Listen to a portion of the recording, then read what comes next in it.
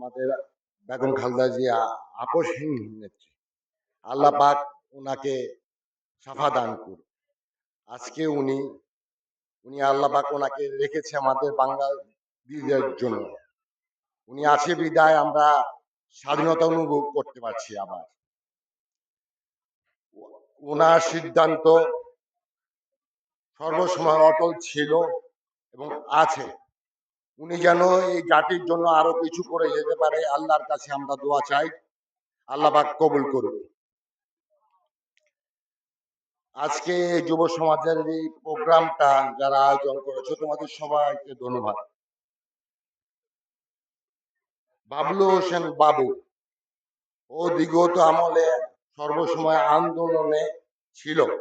ওর সাথে যারা ছিলা সবাইকে বলছি, তোমরা কখনো নিরাশ হবে না। সংগঠন বজিয়ে চলো, তোমাদের একটা ব্যবস্থা হবে, সবার জন্য হবে। বাবুর নেতৃত্বে যারা আছো সবাই, এখন অনেক সময় আছে, আমাদের অনেক কাজ করতে হবে। সামনে আরো বিগত অনেক কাজ আছে, নির্বাচন আছে সামনে। ঠিক আছে, সবাই ভালো থাকবে। বাংলাদেশ জিন্দাবাদ।